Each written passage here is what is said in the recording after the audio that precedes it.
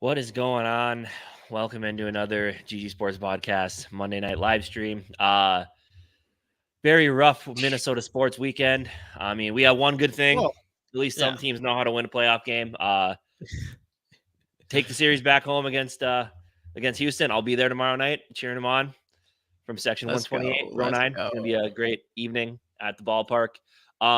Some joy in our Minnesota sports fan watching lives. Obviously, as we started out too many of these saying, Minnesota Vikings fall again. It's obviously losing 27-20 to the Kansas City Chiefs, excuse me. And 1-4, 0-3 at home, which is the real annoying part of it. Obviously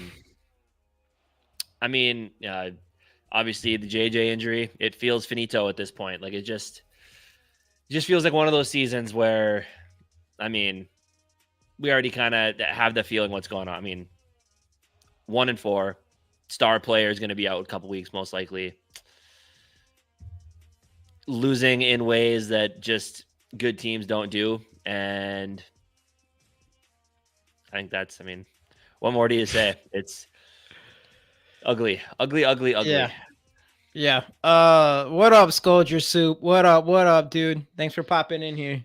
Yeah, dude. Obviously, we don't want to be 1-4. It was the Kansas City game. Most people probably had us losing anyways, and it ended up being closer than what a lot of people probably hoped. But Too Evil is, his prediction is by far. What up, Too Evil? His prediction is by far the closest so far with his 2-17. But look at the positives. Drop position. That's the only thing is like, obviously we went through this game again, and that's the only thing about this is like, it was close enough, and arguably you could have almost said we could have won, whatever. I almost missed this since Dave is live right now. Hi, Sculpture. Let's go, Too Evil. Where else going with that? So, the only thing about that, though, it does still show you, like, with Sculpture's point, like, draft position is, it just does feel like, unless we don't have JJ for extended period of time, and we talked about this before hopping on here, is like our team still, that was a game that we could have maybe won if it wasn't even, some people would even argue if it wasn't for the refs. And we'll actually get into that later. But that's the only thing is like, is our team still just too good to be like a 2-17 team unless we purposely do that? And I don't know if it is. If we lose JJ for an extended period of time, then maybe. Because he's such a big deal on this team. But right. And that's the thing. Like, we haven't been blown out yet. And if you look at the teams we've played, there's only one team that's either not like above 500 or really good, right? Like Tampa. What are they? Is Tampa 3-1 right now? Is that accurate? I don't know. What's the Chargers? That's the thing. The Chargers are not. They're what, 2-2 something. But they're still better. But that's a really good football team over there. Like, they have a lot of good, talented players. Then obviously Eagles, Chiefs, and then we beat the slapstick. Yeah. If we lose, it's a lot of. If we lose to Chicago, fucking blow it all up. Thank you, Too Evil. Let's go, my guy. Let's go. All right, I'll pose the same question I posed to Dave stream. If you could make 3 immediate changes with no hindrance from ownership, what would they be? So you're saying like, no, we can just make any changes we want without worrying about any sort of anything. Yeah. Okay. So same question. I posed to Dave in this stream. If you could make 3 immediate changes with no hindrance. So Too Evil, are you talking about changes to make our team better, or just talking changes about like? Because for right now, okay, look, 1-4. I always try to be the purveyor of positivity as much as I can. But if everything's even and there's no trade clause, trading Kirk Cousins would be the ipso facto number one move to make right now. You're 1-4. Yeah, the season feels done. And it's just one of those things where, if you can, but it's also so hard because, trading a quarterback mid-season is difficult because then he's got to go learn a whole new system. But if a team was willing to bite and you could do it, like, let's just say where there's no restrictions, if you could, you could probably at least get a second round pick for him right now, maybe a third, third round pick, maybe a first for a team that was really desperate. But I guess I think most people are going to say that is the move you would make just to start that transition to the next thing, So that could be one thing. Outside of that, though, say the 3 immediate changes. So Let me see. Have you noticed that trend that Cousins losing to team? Wait, the trend of Cousins losing to teams with winning records but beating teams with losing records. Yeah, and the shitty thing about losing records is we seem to play to them as well, to those teams with losing records. But 3 immediate changes with no hindrance for the ownership. I'd have to agree with Casey on that. Like, because I mean, at this point, I don't think the season is completely over yet. I do think we did play a lot of hard teams, and we have definitely, there's no question, we've had one of the hardest schedules in the beginning of the year, and we probably have arguably one of the easier ones at the end here. So with me thinking like, what can we do to make our team better in the future, and not really paying attention so much for this year, because this year, especially with you lose JJ, it's tough. It's tough. So I would have to agree with Casey. You trade Kirk Cousins if somewhat possible, which it barely is. I think the only way we see that happening is if Brock Purdy goes down and San Francisco needs to go grab a quarterback, and they want Kirk Cousins, and Kirk Cousins is also like, okay, let's go. Yeah. But at this point, I think the whole Cousins to San Francisco thing is dead, because Brock Purdy is just Brock Purdy would legit have to get hurt. You legit have to get hurt, and then Darnold would have to come in and suck. Yeah. And then I feel like maybe then it's like, all right, we need to go get Kirk Cousins or something. So I think that's like the only way we see something like that. Yeah. And if you're not trying to say if there is no trade clause, the only way you're going to trade Cousins right now is Scoldger Soup's point right here. You got to bench him. You'd have to literally have a reason for him to be like, I need out of here. I will do anything I can to leave if you're not going to even play me. Like, yeah, that would be such an extreme example though, because then that is basically showing, if you bench Kirk Cousins, that is basically showing that you are, in fact, like, that is the absolute tank job. If you bench your best option at quarterback just to get him to waive his no trade clause, that is the ultimate white flag. And at this point, I mean, and here's the thing that's frustrating to me is, obviously we've had disagreements, but we've always talked about the JJ factor. Like, what do we do to get him to want to stay here? What Kevin O'Connell said today in his press conference was very concerning. And I think a lot of people read it and they misinterpreted what he said, how he said, what JJ, up, Frozen North? How's it going, Frozen North? I don't think we've seen you in here before. Thank you for hopping in. Hey, we do. I'm not sure if you've been in here before, but if you haven't, we give away Justin Jefferson rookie cards. All you got to do, Scold Your Soup already did it, is put hashtag Skull in the comments. This is kind of a cool one. It matches his color and everything, but get those hashtag Skulls in the comment for your chance to win this card. We give it away at the end of the show. Like the channel and subscribe if you haven't already. We'd appreciate that big time.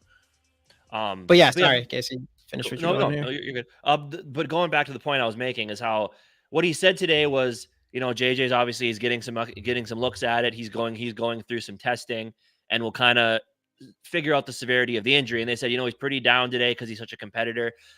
I feel like when some people read that comment, they're like, oh, he's being pouty. He's upset that, he's upset this team is losing. He's upset that the future isn't great here. Or I think the issue that it's more of the fact that he knows he's going to be out a little bit, and that's why he's bummed. Like, he's the ultimate competitor. He wants to be on the field. I think honestly with him, I feel like whether we're 15-1 or 1-15, he's going to want to be out there those last 2 weeks as much as possible. He's just that type of guy. So I think that was a little bit misinterpreted, but you do got to wonder, I don't know. I really hope he can see the big picture. And I think Kevin O'Connell did kind of mention that as well. Like, they said, we're going to protect him from himself because we want him to see the big picture things that are happening. Like, we need him to see the big picture and not just what's immediately out in front of him. So I really hope that there has been a lot. And there had to have been some dialogue this offseason about, because let's be honest, some people did see this after the way last season went. Some people saw this start as, potentially happening. A lot of tough games to start the season. I think there was a group of people that probably saw us at, maybe 2-3 at this point. So I think that it had to be in their minds that after the way last season went with all the 1-score wins, like, it could turn this year and things could go poorly. And I think they needed to kind of sell JJ on, if things go well, here's how we're going to go. If things lose, here's how we're going to, and this is how we're going to do it. So I hope there was some sort of dialogue with that this offseason with JJ, like, just saying like this could be a thing, but I don't know. Time will tell. That's just that is the most concerning thing to me, is that, because if you trade JJ, you are completely blowing it up, rebuilding, which some people. Yeah, I don't want to trade. I don't want to trade JJ. Do whatever you want, but besides trade JJ. But you don't unless JJ's legit pissed. But you don't re-sign TJ Hockenson and you don't make some of the moves we made this offseason if there's not a long-term plan in place here. So I don't think I they're honestly, expecting I the think, season to start this way, to be honest. I mean, and maybe, Like, and like I you said, could argue that I it think, might be a mistake by the GM thinking that we were in a better spot than we obviously actually were. Even but though, also, I don't know. but like I said, I think there's a great chance that Kwesi, I think that's why he didn't sign Kirk Cousins. I think he thought there's a chance this season could go this way. And, we don't want to have the discussion at the end of the year of, well, now we suck. We're really bad. And now we still have all this money we're paying to Kirk, where instead it's like, okay, we're going to be, if we're bad this year, we let him go. We take that big dead money hit up front in 2024. And then we're clear after that. And we draft our guy in 2024 and we go from there. So I said it months ago. I said, I think that was part of the thought process here when you don't sign Kirk Cousins. Like, there's two ways this season could go. We could go like last year where we end up winning 13 games, make a playoff run, or it could end up going like it is now. And as long as you can keep JJ here somehow, every avenue is open to you after the season. If you do want to stick with Kirk, you can still do that. If you don't, you have a great opportunity to draft a quarterback. Too evil. So am I. I'll be there as well. It's gonna be so fun, man. It's gonna be absolutely cool. Hopefully the Twins can win that. I just want to say, Frozen North, thanks for popping in, dude. Welcome in. I don't know if you know I don't know if you've been to any of the other guys' streams, but the Purple Gang is the best Vikings group out there. So welcome in on that. Skull TY, Curtis, are you still in here? Let me know if you're still in here. And then I wanted to actually still finish this real quick. So we said trade Kirk Cousins. So this is like for our future, assuming we don't have a real chance to be a real legit playoff team. I'd say that. I have to agree with Scoldger Soup. Honestly, I don't love it. I don't want to do it because our defense would take a huge hit, but probably trade Danielle Hunter. At this point, I just feel like we don't re-sign him. I don't think we have enough money to re-sign him to a long-term extension after this season. I think that might be the reality of that. And if we're not going to win this season, that might be the guy that you can get the most from in a trade, especially with the contract expiring. Right. But it would be weird though, because I think it's at the point, I don't know, because it's at the point where if you try to trade him, you don't want to get Randy Gregory to where you're just going to get a late round pick because a team knows like, oh yeah, they're not going to compete this year. They're desperate to unload him. They will do anything they can to get something in return for him instead of just letting him walk. Where I guess at this point though, is there a void year at the end of this year? Or is because I know Danielle Hunter? I thought there might have been. Because if there is no void year and he walks, we could get a third round compensatory pick. But if there is the void year, then we don't, and it's just kind of you let him walk for nothing. So right. Because I mean, let's be real. Danielle Hunter has proved he's still worth being one of the better. He's still one of the better pass rushers in the league, right? Like I don't think he's TJ Watt. I don't think he's Nick Bosa, but he is in that next tier. So yeah, definitely. So I definitely still think he's worth a higher draft pick than a sixth rounder or late round swap just to get him off your books, Yep. And then I think, probably get rookies more playing time, I guess, but then put Jordan Addison as wide receiver 2, wide receiver 1 until JJ gets back. That's the next thing I think you do. So those are the three things. I think we're going to see Jordan Addison really break out. If JJ does miss a couple weeks here, I think we're going to, I think Kevin O'Connell, and this is where Kevin O'Connell I think this is where he has a real shot to show us how good of a play caller he can be, hopefully, because he's going to have to formulate an offense without your star. And you're going to have to find ways to get creative, get the ball to Addison, maybe be more creative getting the ball to KJ, maybe bring in, Brandon Powell got some looks yesterday, which he looked pretty solid out there. So I think this will be a way for Kevin O'Connell to have to open his mind up and realize you're not going to have the bailout. You're not going to have the bailout Jordan Addison or JJ here. So yeah, they're going to have to feed it. We're going to really, Powell did look decent too. We're going to have to really see what Jordan Addison is really all about. And I mean, with JJ gone, it should be no question that Jordan Addison will kind of be the go-to guy if he's not there. And it's not going to be KJ, even though Kirk Cousins loves himself some KJ for whatever reason. Skull TY. So do you have, if you're still in here, sorry, I waited too long to hit you back, but if you're still in here, do you have a show on Yogi's channel on Wednesday? What up, Two-Tone Tony? I think I think we should play the non-starters, the younger guy, see who make it or not. We're wondering for this is the opportunity to get Williams. Yes, but Yeah, but listening to O'Connell talk today, and he what up, straight. I Skull mean, for Life Barber? What up? they What up? haven't. The thing is, we all want the tank to happen. You feel like maybe behind the scenes it's happening, but Kevin O'Connell is still preaching that all of our football's out in front of us. We still have a chance to win. So I don't know. It really gets the feel. I mean, I just don't think that, because playing non-starters is your way of saying we are waving the white flag on the season. And I just don't see. I mean, let's be honest, teams that are going to tank. Teams that are going to tank still never do that. I know. Give them you more never opportunities, like but you never see a complete, like, pull your starters, put in your young guys. It's just, they don't do that because they're gonna. You can't. Yeah, they're not going to do that because there's going to create rules. Like, people already think that Caleb Williams is at some point going to change. Like, there might be so much tanking going on later in the season that they think Caleb Williams might make a new rule for tanking next season. But I'm cool with us being the reason why they have to make that rule. You know what I'm saying? If you're not doing anything that night, do you want to hop on our show with Dave, the Wednesday show, Skull Experience at 7 Central? By the way, it might Central? be, well, if for everything to go as planned Wednesday, to where my attention isn't completely divided, let's go Orioles, win a game here, because if I hear that if Texas wins tomorrow, the Twins might get flexed to 6 p.m. Wednesday instead of the 3 p.m. game. Would be what's that? If Baltimore loses, then that other game would be gone. So Baltimore or Twins Astros would be 6 o'clock on Wednesday instead of 3 o'clock. They would flex it later if there's no other game later. So be very divided attention. That would be nice. Yeah, Skull TY. It's Curtis. Definitely. If you can hop on, that'd be great. 6:30. We'll get you the link and everything, obviously. What was I gonna say? So Stars Younger see. Oh yeah, like you said, you don't see anybody actually purposely tanking. Right. And even the teams we thought were going to tank haven't tanked. Like, they've still been trying to win football games. The Cardinals have actually been somewhat solid this year. They beat the Cowboys. What up, Justin? The Bears have looked good for a couple weeks in a row, or at least last week. DJ Moore had a couple good weeks in a row.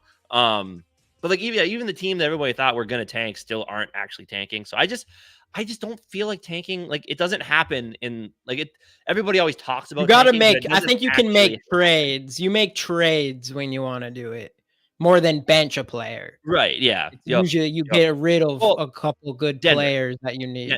Denver is slow, is like quietly like shuffling out players. The Gregory players that. Right. Exactly. That's kind of the way I think people will somewhat tank, which I don't think the Vikings are there yet. I do think if we lose to Chicago, I don't care how nice your schedule is for the rest of the year, because they're literally the worst team left we have to play regardless. So if we lose to them, I think there's no question. You got to go towards the direction of going towards the draft picks. I think if you lose against them, and then assuming you lose against 49ers and we're sitting 1-6, but I don't think the Vikings, I don't think they're going to be ready to actually have the idea of tanking until probably after the San Francisco game, and then see how things go there. But yeah, I don't know. But let's go Twins. Did you all see the pass to KJ where he ran to 3 defenders instead of wide open field towards the sideline? What was that? Yeah, that was where Addison, he kind of like ran right into Addison too. Yeah, I know.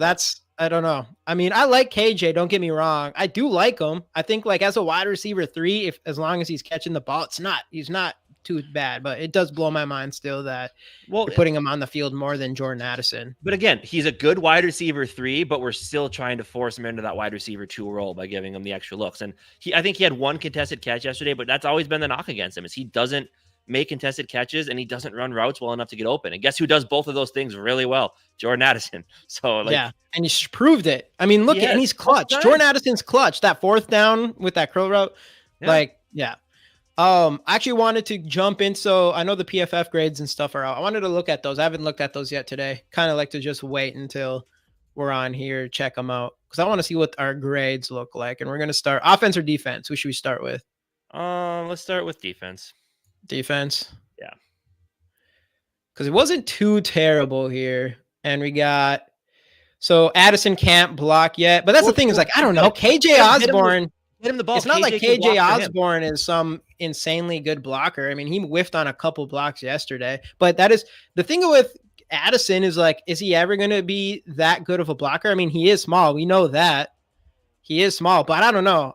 If your job is to catch the football and that's your primary job, I think you should be on the field more than the other guy who isn't as good at that when all they can just because they're the better blocker. That doesn't make any sense to me. I'm like, you're there to catch footballs and get first downs. I get why Jordan Addison maybe not be out there all the time because of that, because of his blocking.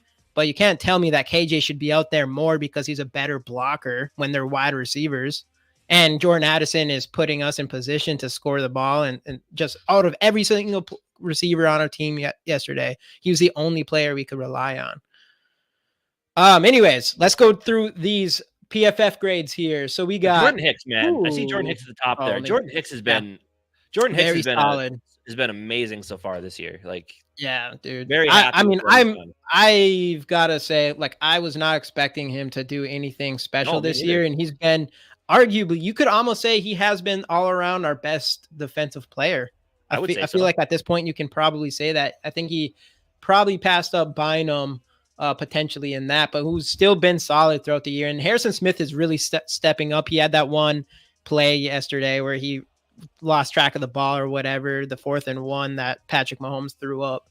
And then Bynum was about a second, waiting a half second before jumping to having a really, really good game instead of just right. I know. I bet you he probably got 10 points knocked off just for that. Both of the safeties made some pretty costly errors this game, unfortunately. Yeah.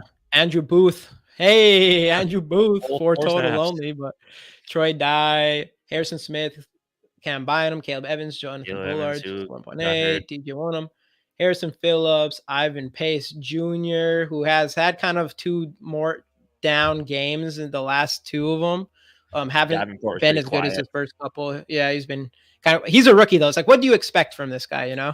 Daniil Hunter, 55.1.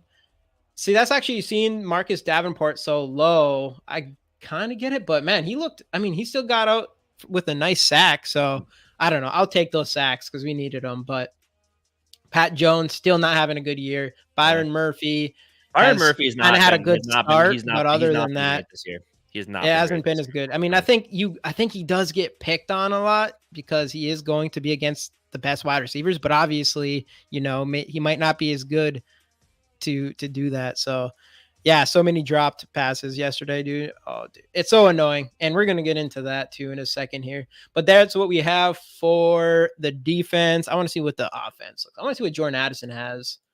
I'm not even going to look at the screen when I put this up here. Let's see. We got boom. Christian Darrisaw, number 1, of course. Garrett Bradbury comes in and has an 82, 75.9 in pass block, and that's pretty solid for him. Ezra Cleveland, our offensive line. Look at that. Ezra really whiffed on one yesterday, though.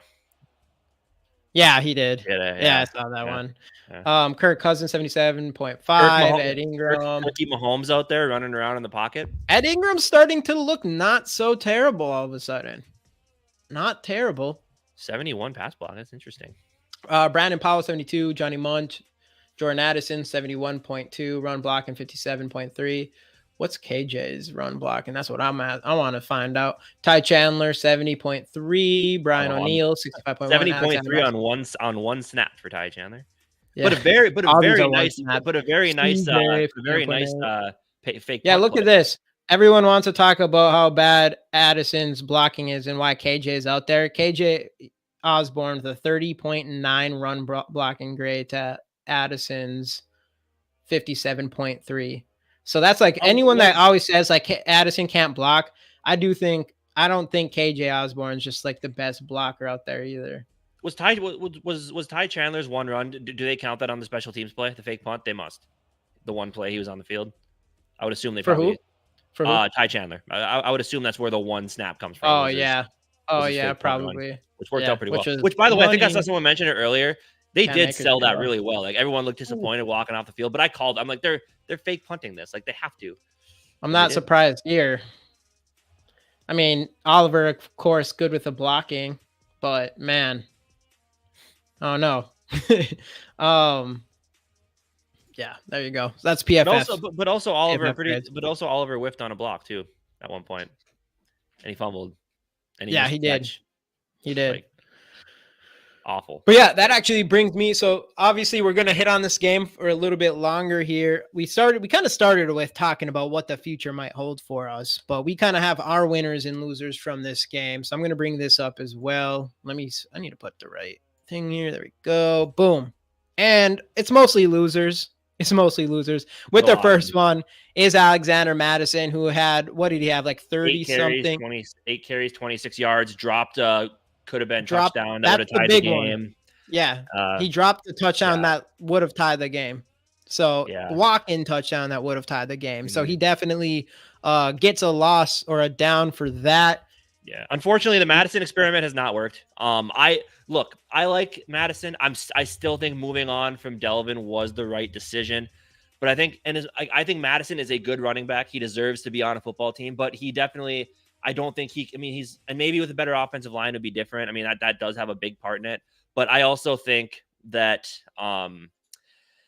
he's a good change of pace bully back. He's not a true bell cow just because he doesn't have that initial, like the thing I like about him is that he doesn't dance. He's a one cut and go type guy, but sometimes the vision isn't quite there and he doesn't have the speed to hit those holes, which especially behind this offensive line do close quickly. He doesn't have that initial burst to get there. So unfortunately, the experiment's not quite working out. I think we need to see a little bit more Cam Akers in this offense. Especially with his speed. Cam Akers does seem like he's like a foot tackle away from breaking out a big run. Yeah. You can just see how fast he is. He makes that catch. Vikings is a tie. Yeah, dude. At least, I mean, if the Vikings maybe go for 2 there. I don't know if KOC has the balls, but he might go for 2 there. So number 4. So we got 5 downs. We have 5 downs and 3 ups here. So number 4, TJ Hockenson again. Okay. Man, I like myself some TJ Hockenson going into this season. And he has not played very well. It's not that he's playing bad from, I don't know, other like blocking or whatever, but and even if he does actually catch the ball, I mean, he does do pretty solid, but his drop passes is getting absolutely out of hand. Well, he had like 3 drop passes yesterday. Yep. And you look at, they're not the easiest catches in the world, but for a big tight end with big hands, that's not supposed to be what you're doing. You should be able to catch the ball all the time. That's what Kyle Rudolph was so good. I mean, he'd always catch the ball. He wasn't the most athletic guy, but he just had his big hands and would catch the ball. And we have not seen that from TJ Hockenson. I mean, and look, and a couple of the throws of TJ Kirk was wide, and Kirk admitted that after the game. He said, he's like, I got to put that more on him, and that's on me. But also, as they say, if you're a receiver, if you're a receiver pass catcher, if the ball hits you in the hands, like you're supposed to come down with it. That's what you do. That's your job. So yeah, and that, like, it is true. Like all those passes to Hockenson, for whatever reason, they're always like he's reaching out like this every single time. Like every single pass is reaching out like this, and it hits him in the hands, or a little bit too high, hits him in the hands. But like you said, I mean, he's a tight end with big hands who's supposed to be good at catching the football, so he should not be dropping those either way. I mean, he's a professional tight end here. Even though I've always noticed that if a player if a player gets the bag and they get these big deals, they normally do struggle the next season or for a little bit, right? Like, and I think I've just noticed it over time. I think a lot of it is once you get that first big contract, you almost feel like that weight lifted off your shoulders. So maybe you play a little less, trying to show something. And I mean, I think at least Minnesota sports wise, I've noticed it quite often. Like when you get the big bag, like you struggle for a bit because I think you're just not as stressed to play well. But hopefully you turn it around. And the cause of all the Vikings problems. I wouldn't say that. I would say it's just a regular Kirk thing. It almost feels like it's just Kirk isn't bad. He isn't bad, but he's not doing anything to make your team win, really. I mean, even yesterday, I mean, he did do his best to kind of try to put us back in the game, but it just doesn't need to come to that. I don't know. It shouldn't have to come to him always having to do that. Right. I mean, let's just be real. He's the type of guy that and we've said it ad nauseum. He needs a team around him. He's not there's a reason he's 10, 12-ish and not 1, 2, 3, 4, or 5. Like those top 5 guys are the ones that you don't need the greatest team around him. They'll find a way, right? And we all know he's not that. And this team, it's not this. We were hoping that, we had our suspicions this year that this team might not be built the way we need it to be built. And we're kind of seeing the fruits of that right now and seeing the limitations that are there at the quarterback position because of the limitations around the rest of the team. And it's a bad combo. It's just not a good combo right now. So yeah. So that's our number 4 down. And then now we got 3 ups and 3 downs, but we're still going to keep going with the downs because I could have probably grouped these 2 players together. I felt like they deserve their own little, what's it called? Little slides or whatever. Josh Oliver obviously broke the rule.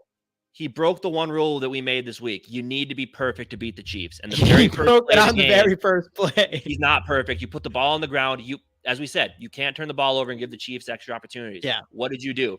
You turned the ball over, gave the Chiefs extra opportunities. We got the ball to start because they deferred, and you give it right back to them. So basically, they got 2 opening half drives, and it just.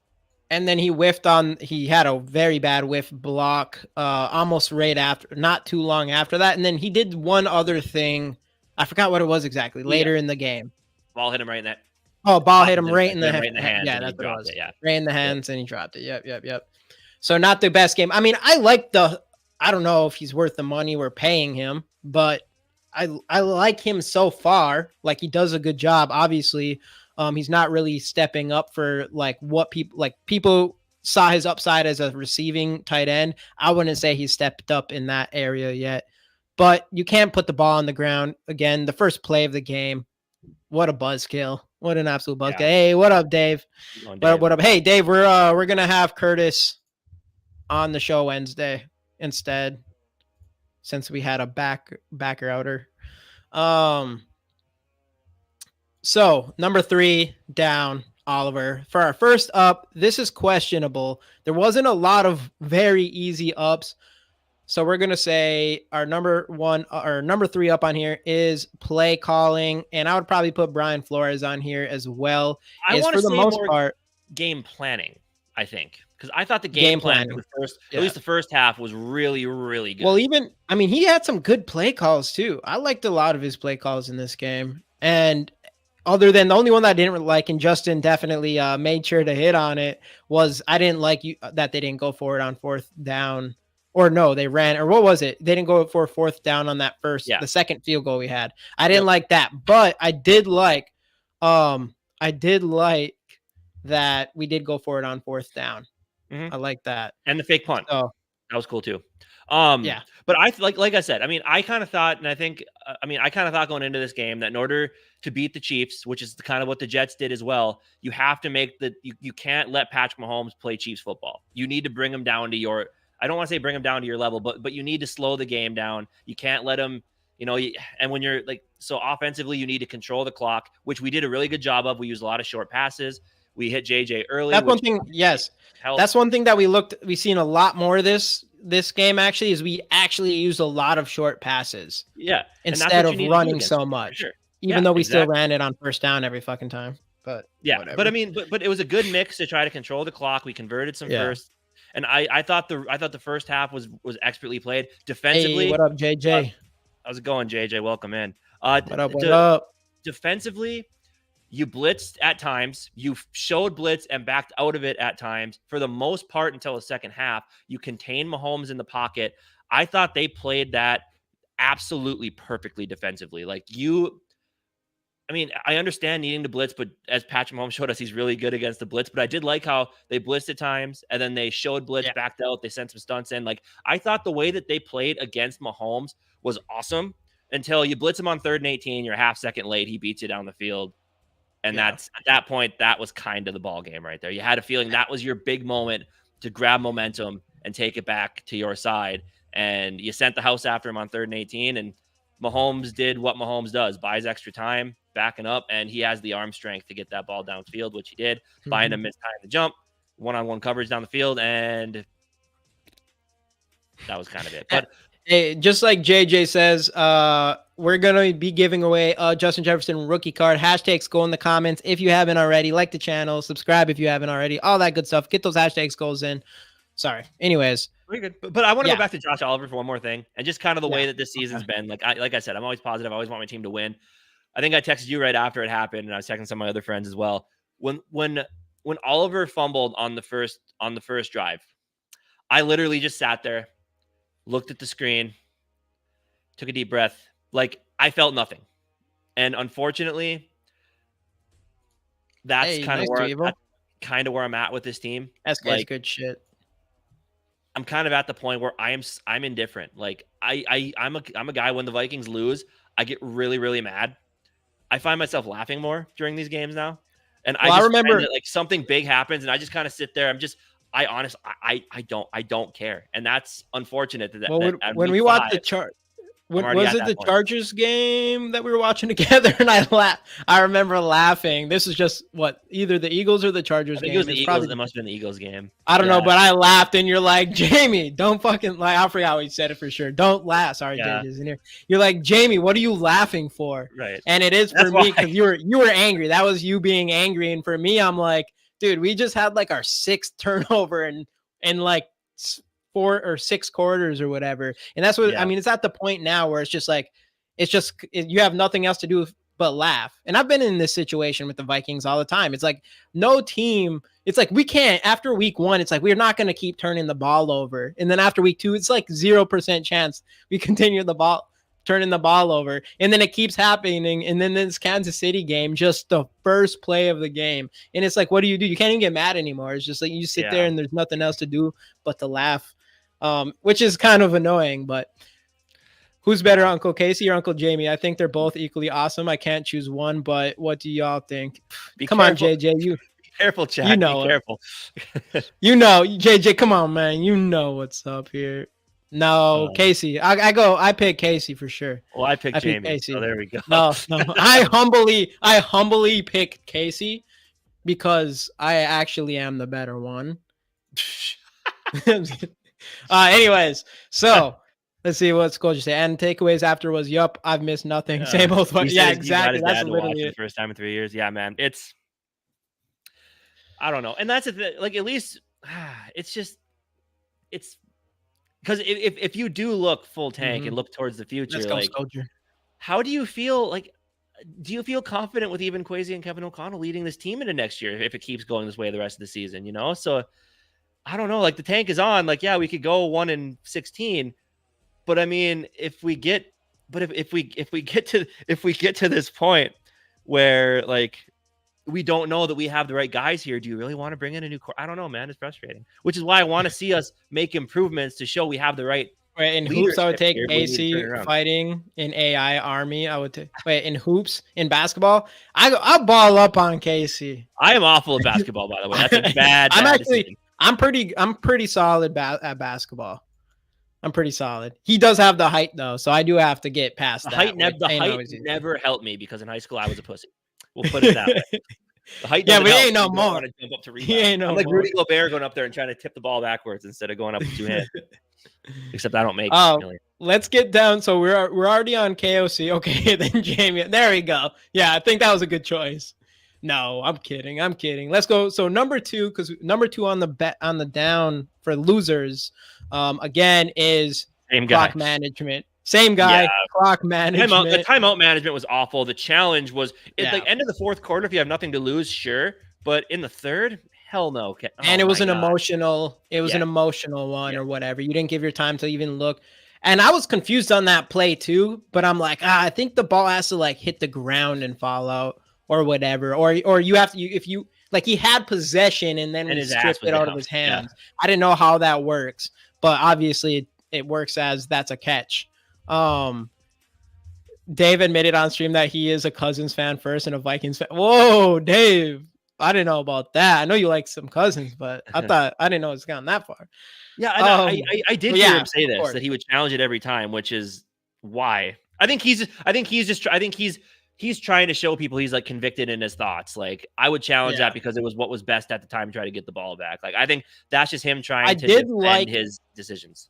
I liked that he didn't. I think he realized, like, hey, we got to take chances against the Kansas City. Like, I did like that about this game. Like, going for it on fourth down twice. He went for it on fourth down twice. Like, he knew, like, all right, this isn't a game that you're going to just be able to kick field goals, or you need to win the possession game, and you had to take those chances. And even in that challenge, he was doing what he felt like he had to hopefully go his way, but still, it was a costly mistake. I mean, going into the fourth quarter, we already are pretty much out of all our timeouts. Was not good. And then, of course, that last one was terrible.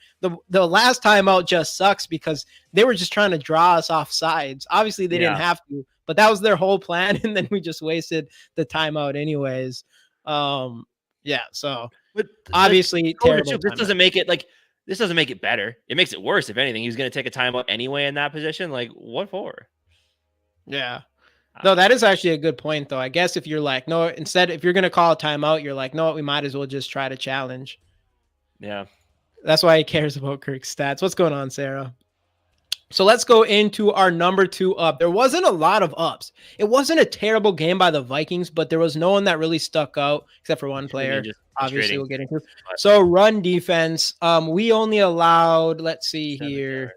On 21 so yards. Pacheco had 16 attempts for 55 yards only, and only 3.4 average. Overall, they had 65 yards rushing. So a game that, again, I was worried about the run game, our run defense. Ever since the Eagles game, I thought for sure our run defense was going to be trash, and they've actually stepped up ever since then. I do think a lot of that might have been more of the game plan than how bad our defensive line is, I guess, because we're not doing terrible against the run outside of that one game.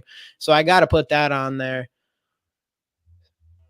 Sarah, your call in last night's game was livid. Too evil. No, that was Nathaniel Hackett, who had the clock guy last year, the game manager. That was Nathaniel Hackett. He should go get one. He should honestly go get one. He shouldn't. He should learn his job, and his job is clock management. That's true. Yeah, that's true. Which kind of going back to this. That was a frustrating thing with Zimmer. People loved him when he came in because he brought his mentality of being a no-nonsense coach, and it worked at times with Adrian Peterson, and he got the defense playing really, really well. And people kind of like that led him to the point where people realized, like, wow, he's not a good head coach because he just can't learn the game. Being a head coach is fine because everyone has their positional sides, whatever. Like, that's fine. But being a head coach is a lot more than that. Being a head coach is learning how to manage everything in the game. Kevin O'Connell is a genius football mind. We all know that. But when it comes to like the ins and outs of managing a game as a head coach, he's got a long way to go. Not been good. See, I feel like I could come in and be like a beast. But I think at managing a lot of these coaches, I think their minds get taken to whatever side of the ball they're on, and that makes them lose sight of the ins and outs of game management. Like, oh, I'll learn it as we go, and then they just don't because they're too worried focusing on their offense. Because an offensive game plan, that's mostly that's when offensive coordinators feel like they spend their entire week planning the offense. So, yeah. So run defense. Obviously we already mentioned it, but they played a good game. That, we did leave it into Patrick Mahomes and Kelsey's hands. I do think, like, I just don't get it. Like, Travis Kelce's the only guy you have to worry about in this game, and he's just still gets open and got his hands. Like, we look at that. Like, that's what we need out of TJ Hockenson, is to just have half the hands Travis Kelce has, because that challenge play or whatever, there's no way Travis Kelce's supposed to hold on to that ball after all of that. Right. And to Sarah's point here with Kevin O'Connell as well, like he said, if people can't hold on to the football, they're not going to play, right? And Oliver, I get it. You want him in there as a blocker, but then you throw the ball to him later. Like, if you're going to be serious about things, then be serious about things.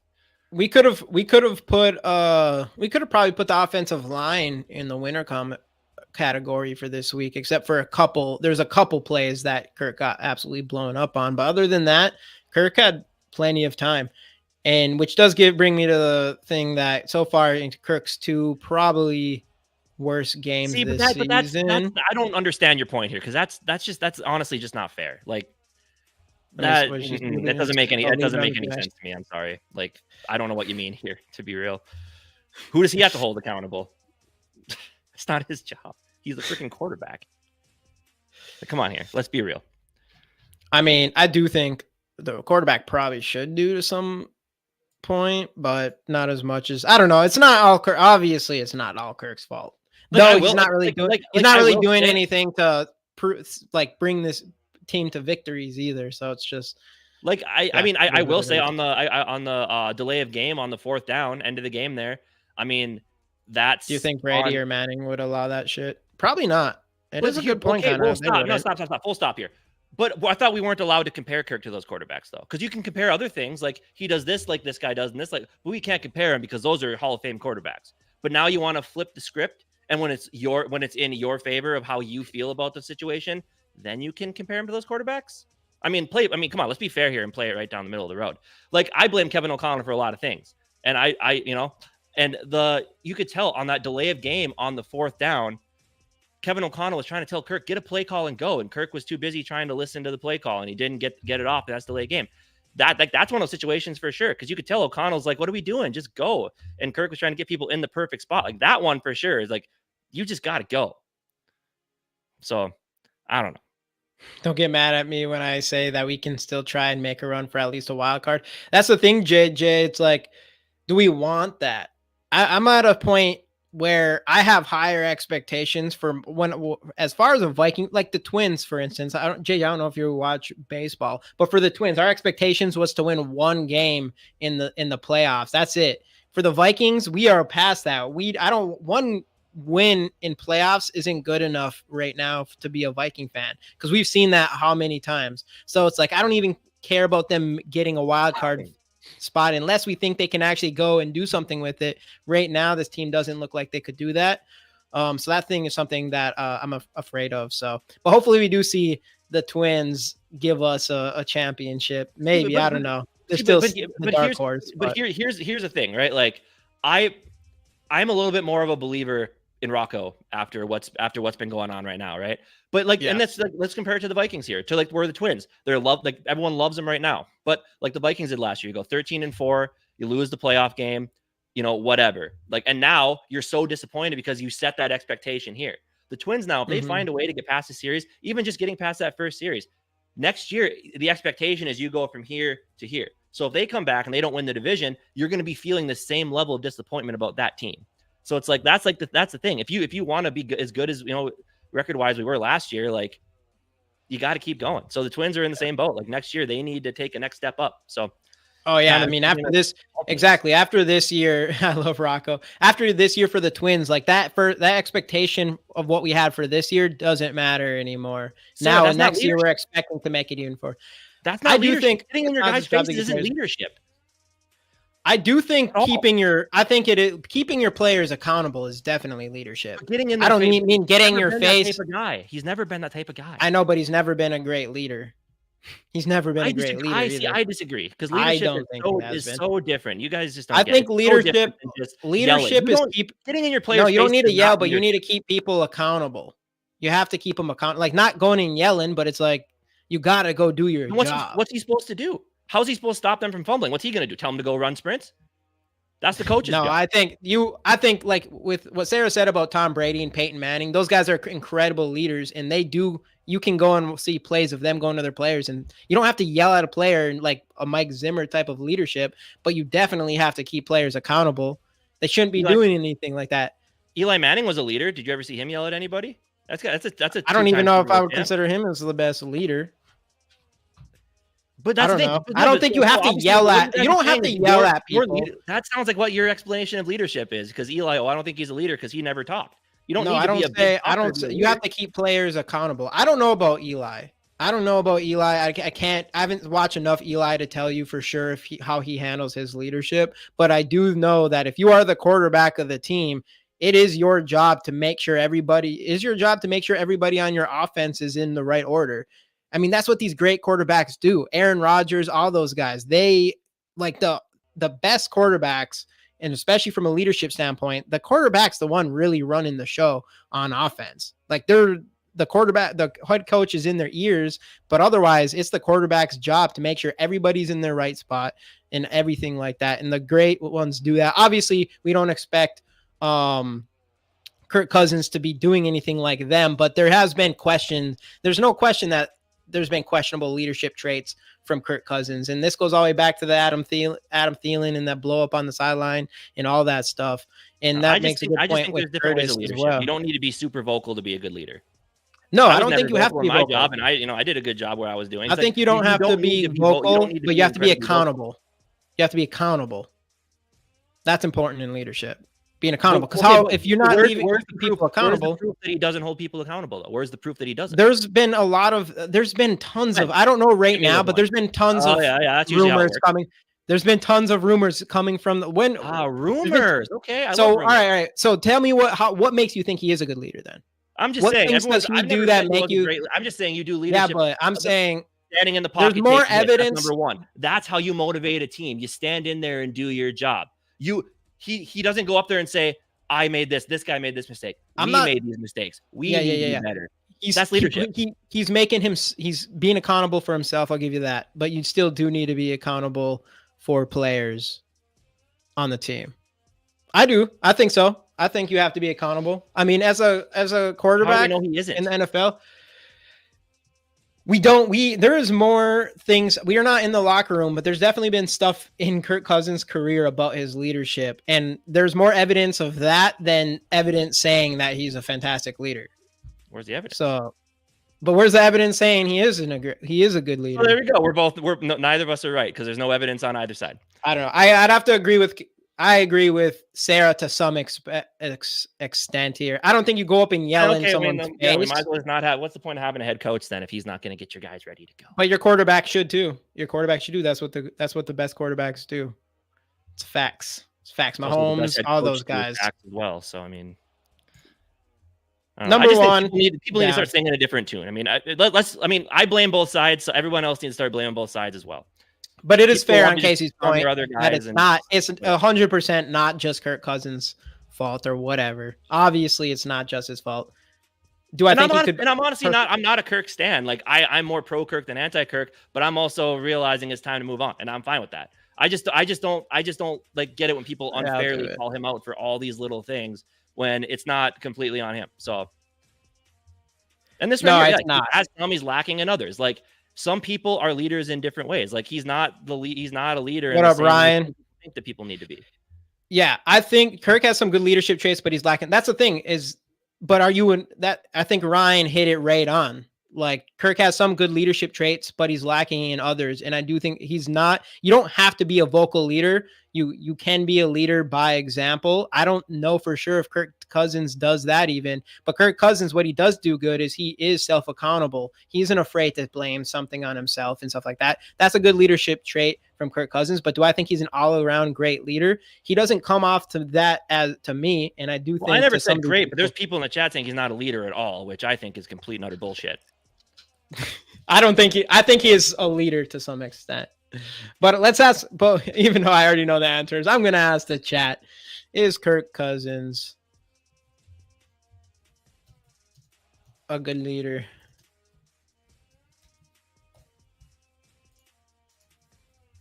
I think good is probably going to be the right answer.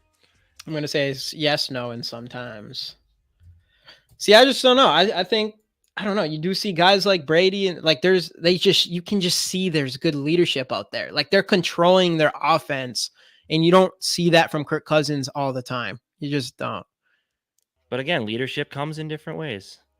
Yeah, but it does. But there's a difference to but we're not comparing a halfway good leader and quarterbacks. We can't do that. I do. I think you should. Yeah, I think you do. From a leadership standpoint, you can. I don't care if you compare Kirk Cousins to an entirely different sport. It's leadership. It has nothing to do with being a football. He has beta male traits.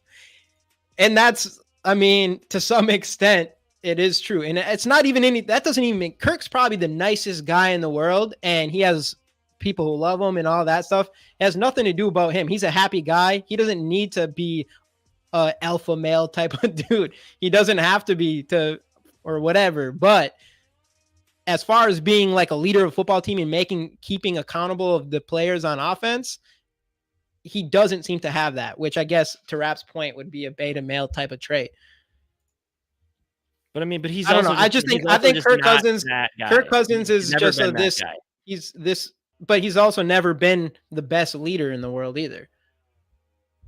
He hasn't been I don't think he's a bad leader. I don't think he's a great leader. He's kind of just like he's pretty much in the same spot as he is as just an NFL quarterback, which is fine for him. But you do wish to see a little bit more of that because you do see it from the guys like Patrick Mahomes and like the Aaron Rodgers, Tom Brady. We talked about all of them.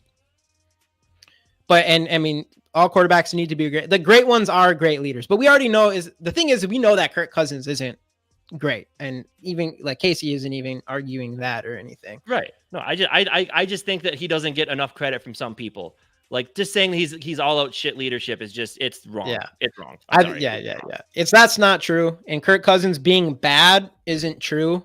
Him being really good. I mean, obviously, isn't true. Yeah, because I mean, I think there's a lot of times like when you get on somebody, like people realize that, okay, like I think like if you start yelling, but that's the thing with him is he can't be that way because people know who he is and they know it's not genuine if he acts like that. So he can't, and that's something I'll say. Like a good leader knows himself and knows how he needs to lead. If he does that, not one person's going to take him seriously. And that's just the way it is. Like he needs to be genuine. People love people who are genuine. But it doesn't make you a good leader. It does make you a great leader if you know how to be yourself. Absolutely. I think it's a good. Someone loves a fake piece of shit leader. Someone who goes out. You have to act like they don't know who they. You have to be assertive in some way or form to be a leader. You have to have the skill to keep someone accountable. If you're a leader, you have to definitely have the skill to keep yourself accountable. I think you have to keep yourself. You can't just be like, just because I'm just being myself doesn't mean I'm a good leader. Leadership is something that you work on and work towards to be better at. I don't think you're just naturally good. Step number one. It's a good one. It is you're not being genuine. I agree with that. I agree with that, but you can become a better leader. Because I'm not naturally a good leader doesn't mean I can't become a better leader. Because there's people who've become good leaders. But you can be a good leader growing in your own form of leadership. It's just yeah. And Kirk Cousins just hasn't done that yet. In his own form, yes, he has. In his own form, he has. All right, I'll give it to Casey. Kirk Cousins is a good leader. Anyways, to the refs. Number one down. The refs, even without Taylor Swift being there, still on Kansas City's, there. Sorry, JJ, but they're dick. And it's just that end of the play thing, the whole end thing with them saying like it's not pass interference because the ball was bobbled when the guy never or tipped or whatever. When it wasn't tipped, that was bullshit. And then after the guy takes his helmet off, which is an absolute penalty, 100% all the time, and the most blatantly obvious ones they can possibly get. Well, the ref literally said, put your helmet back on. Like you can see him telling him to put the helmet back on his head. And like, well, it happened after the possession had turned. So it wouldn't have been our ball. But it definitely puts them in a worse position. They start off at, 15 yards back from where they were. So. Mm-hmm. Hey, let's go. I can tell you how GG's great leaders, y'all damn. And sure inspired me on my journey. Hey, let's go. RAP, my boy right there. My boy. I wonder what our next trip is going to be like. It's going to be even crazier than the first one, JJ. It's going to be crazier than the first one. But yeah, the refs sucked. Obviously, screwed us. Was there am I missing a big ref other than the end of the game? There's other parts too. Well, during that play also, I mean, it was funny because they showed and obviously Romo or Nance didn't say it, but they showed a clip of the pass to see if it was for life in the building. Sorry. They showed a pass to see if they showed the pass to see if it was tipped, and one of their defensive linemen just straight up like armed right up to the helmet, like illegal hands to the face. Sarah, we moved on from this topic. We're moving on. But like straight up hand to the face should have been a flag call. That wasn't either, and that was during the play, so that would have been a for sure 5-yard auto first down, whatever. But I actually do think that I think our offense would. I do think because Kirk's just such a good dude. He's a good enough leader and a good enough guy to like. Where at the very least, like you don't want no one to mess with you. Uncle Jamie, were you sad to leave Minnesota after the trip? I've been missing it so much. At least we're on the same flight though. Glad we're at least in the same state at this very moment. So obviously, JJ, it was the best ending to the trip I could have asked for, was to see you in that airport and hop on that plane. Though I've spent my whole life in Minnesota and I'm not there for a reason, I don't have that love for Minnesota as you and some other people do. Otherwise, I'd probably be there right now. I still love Minnesota, it's still my home, but I probably won't end up living there. So I don't have the same thing for Minnesota in general. There's a lot out here. There's a lot out here. The world is your oyster. The world is your oyster. False starts. So yes. I didn't feel Minnesota 3 years ago officially. It was probably like one of the best decisions I ever made. But I understand why people love Minnesota. What up, Paul?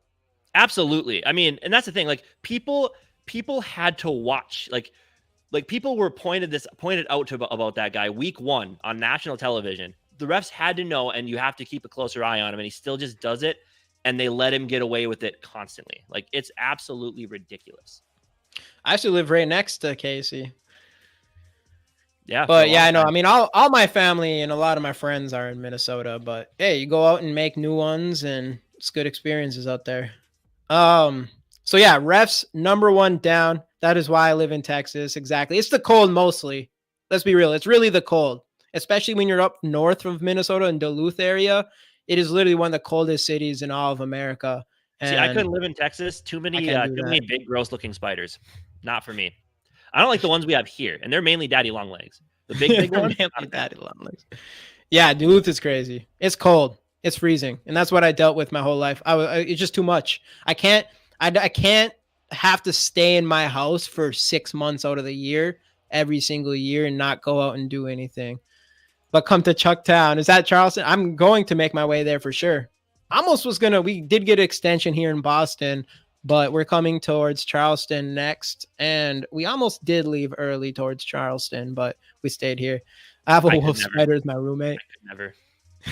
Spiders are my biggest fear. I hate spiders. Absolutely. Oh, to our number 1 up, and by far the biggest up from this game, a guy that going forward should see probably the most snaps by any wide receiver on this team, assuming JJ doesn't play this next game at least. Hopefully he's not out for too long.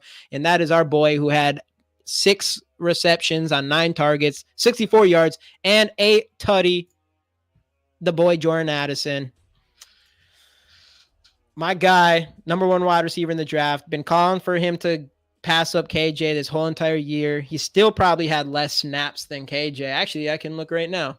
Let's see here. Of course, I have the defense on my PFF right here. But I don't understand. I still don't get why Jordan Addison isn't I get the blocking thing. I still don't think that I don't think KJ is just some significantly better blocker than Jordan Addison, where he just deserves more snaps, especially when Jordan Addison is obviously the better wide receiver. So I do think moving forward, the Vikings need to make sure they have Jordan Addison out there and get him the ball, because he is a special player. Route running is insane. Again, his balance is elite. And man, I'm excited to have this guy on our team. Yeah, for sure. Like I said, I think, like we both were talking about, I think he's going to have a chance to really show what he can do these next couple weeks if JJ misses time. Dude, I mean, if you're Kevin O'Connell, the next step up is forcing him the football. Yeah, because he's going to show that he's balls being forced to KJ, because KJ can't catch. It's unfortunate. That's another thing too. Why are balls even being thrown? There's something, and I'm saying this like KJ Kirk Cousins has a fascination with throwing the ball to KJ. It's just a fact. Ever since KJ broke on the scene 2 years ago, Kirk Cousins loved himself some KJ, and that's just, I don't know, he just does. So I'm like, you just almost have to keep KJ off the field, not because of his playing, but because Kirk Cousins always needs to go to him for some reason. I don't get it. So let me see here. So last week we had KJ Osborne had 64 total snaps to Jordan Addison's 54. So KJ had 20 more snaps than Jordan Addison on the dot. To me, that's unacceptable. It's just obvious. Jordan Addison, 54 snaps and still gets 6 catches for 64 yards and a touchdown. It's different. What up, Zoe, by the way? What up? it's different if Addison hadn't shown anything up to this point, but he's shown he's a reliable receiver. So, like 6 catches, 9 targets. That's like he's shown he's gonna come down with the football. So Yeah. you gotta get the ball to your man, Oh, of course, I forgot to do the forgot to get the giveaway thing tool up, so we're gonna have to do it again probably. Let's see what happens here.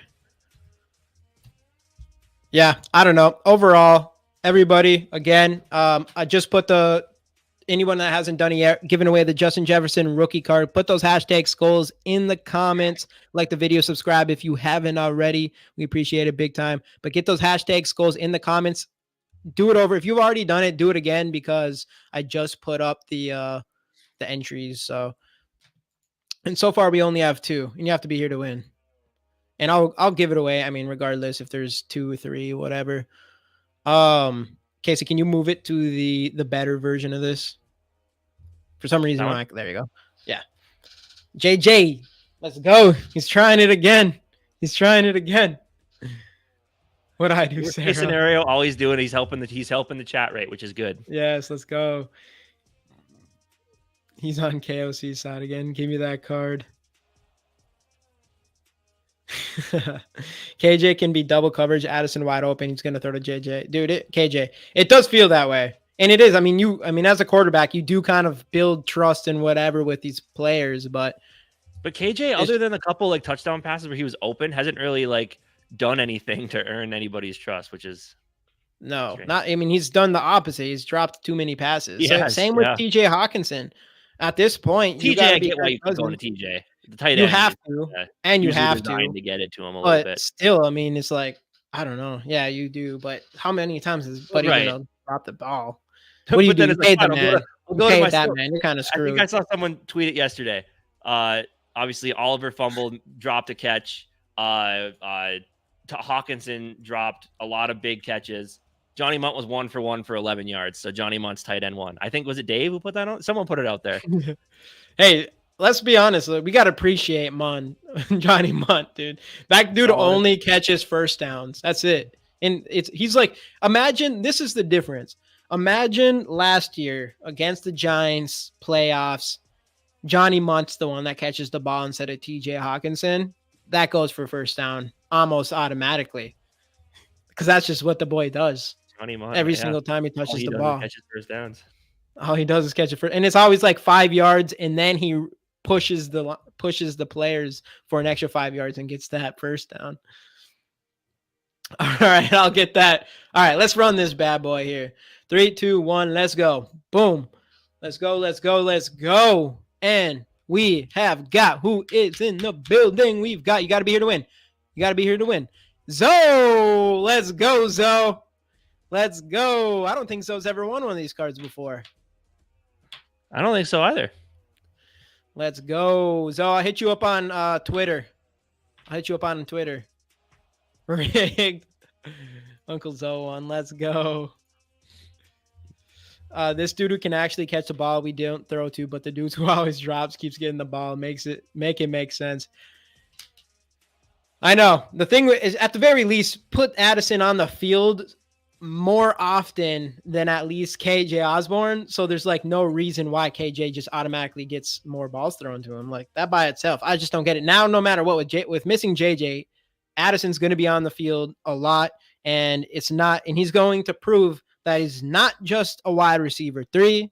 He's not just a wide receiver 2, but he's the wide receiver 1B that we've been looking for. So that's why I'm excited. Even if obviously it's like a bittersweet. I want JJ to always be healthy. The shitty thing about that is he was on pace for an absolutely ridiculous season. And I think that is got to be part of the reason why he's so upset. There's a lot of reasons, but that's got to be part of it.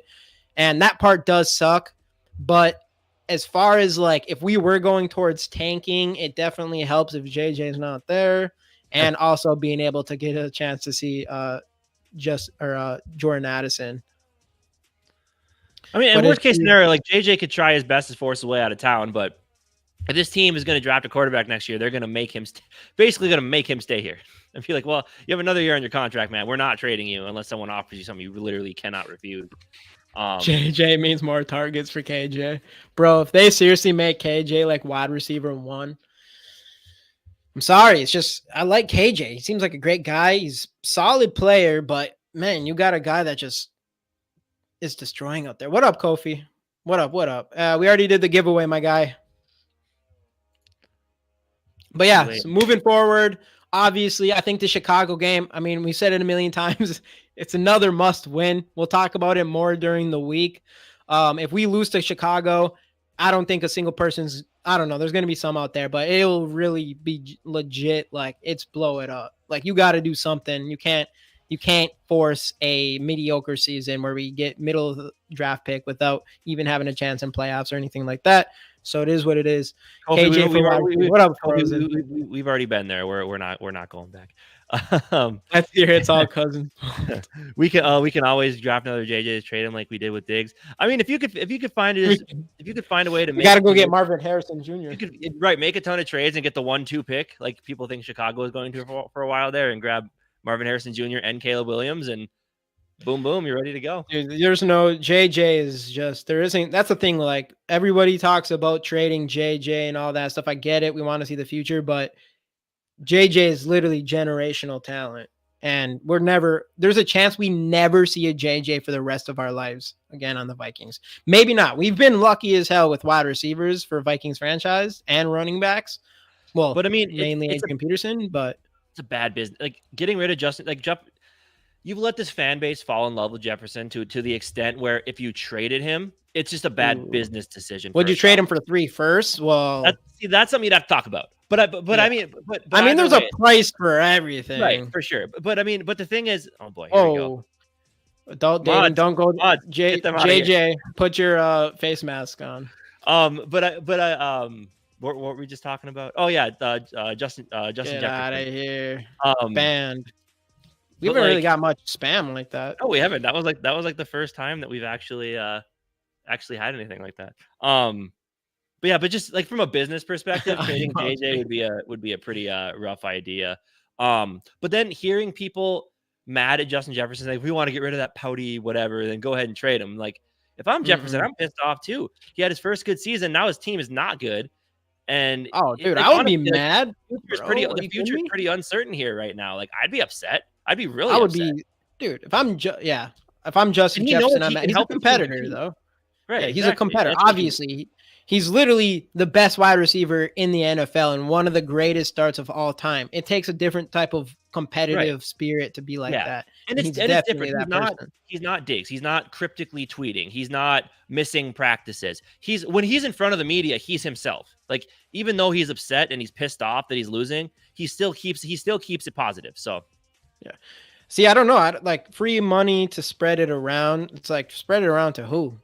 Who do we want to give that money to? It's turning into a pass happy league. So you want to get rid of one of the better receivers? It ain't happening. Like, there's a trade. It better be ridiculous trade. And it also like, if we went into the offseason and JJ doesn't sign an extension as soon as as soon as we can give him one, if he doesn't sign it right away and it's obvious he's unhappy, then yes, you got to do what you got to do. But if he wants to be here, I'm keeping him here. He's just too damn good. He's only 24 years old. Like, he has 6 years left of his peak, of his prime. So, and probably even more. And probably even more because he's that special of a player. So, yeah, I can't get rid of him. I'll trade JJ to the Bears for their first 2 picks this year and next year's second. I mean, if you could get 1 and 2 and you end up getting Marvin Harrison Jr. and Caleb Williams, at least you have something to show for it, you know. But if you trade the pick now, whatever. But especially with what we like to waste our first round picks on the last handful of years, other than JJ.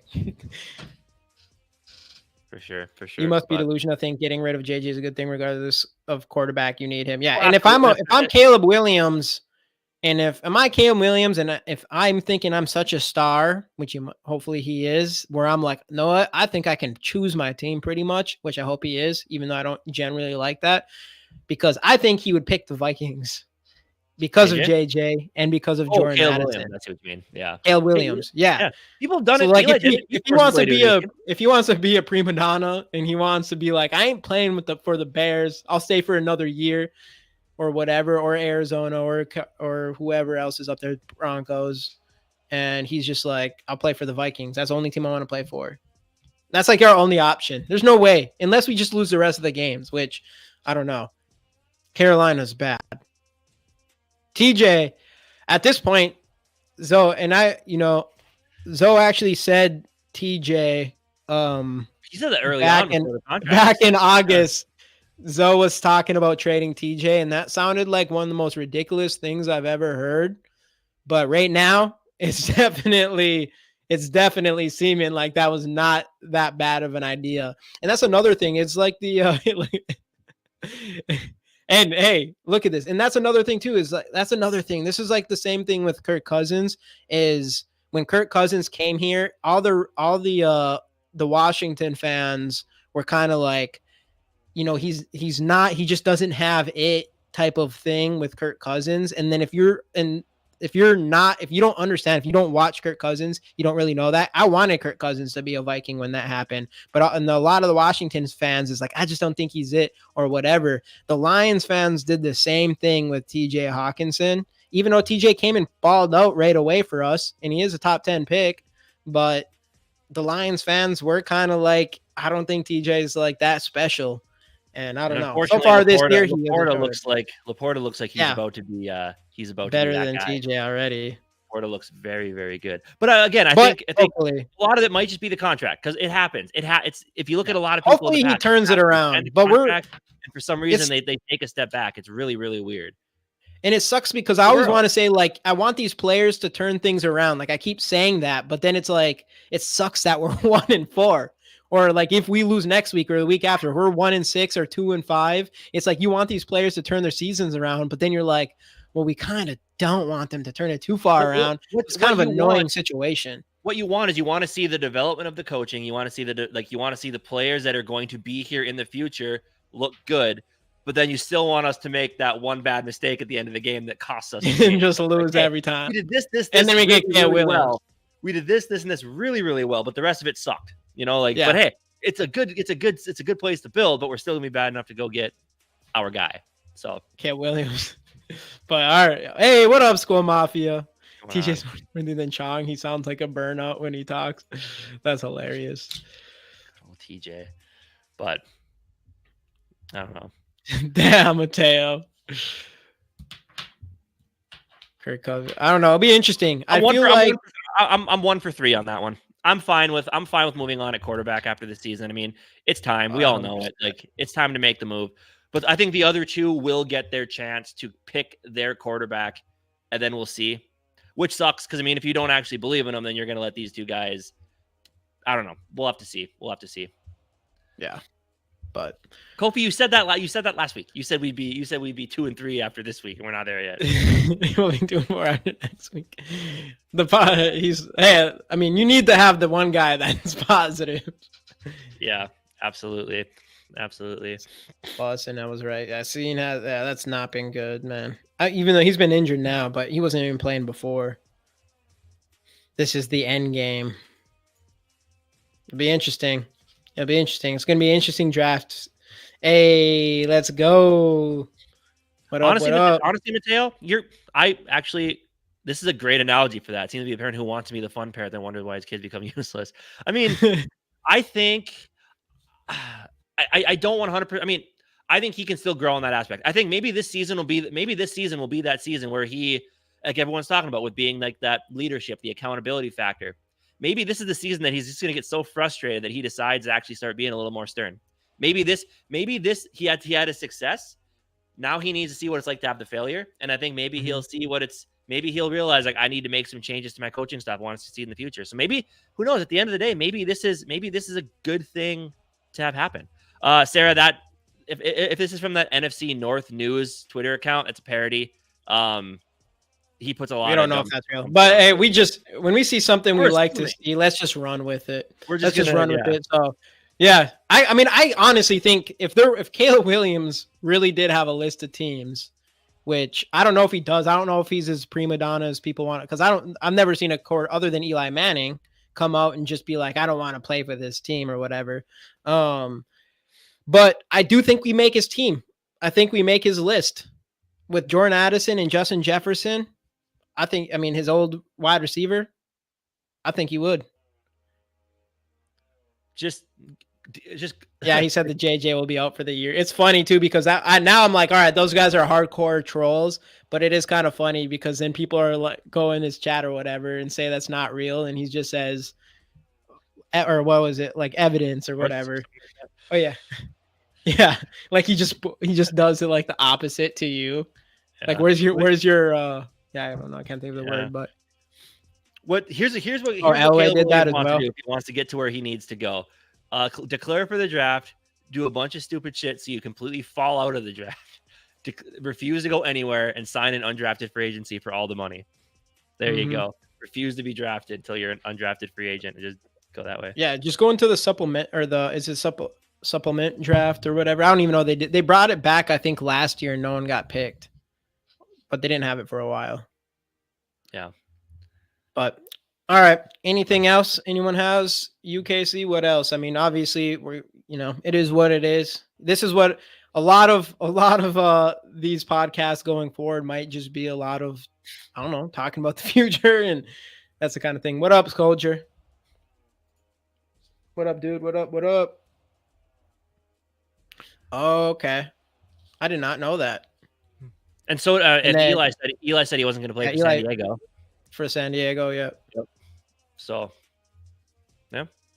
All right. Oh, no, wait. Let me see the poll here. So is Kirk Cousins a good leader? 16% yes, 53% no, and 32% sometimes. I was not expecting that from our chat. I thought for sure everybody in here would say yes. Poll is one-sided. Oh well. Again, everyone's gonna have their opinions. Everyone always has different opinions on everything, and that's what makes the world so special. Yep, and Viking and sports special. Cause that's like the number one thing. You can debate, but at the end of the day, when you go to the games, you're all rooting for the same thing. Thanks, Gold Barber. We appreciate it. But anyway, yeah, thanks everybody for hopping in. We will we'll catch you guys on Wednesday with Dave on the school. So I'll hit you up on Twitter, get your address to send that card to. I know it's somewhere in Michigan, but all right, everybody. School Vikes.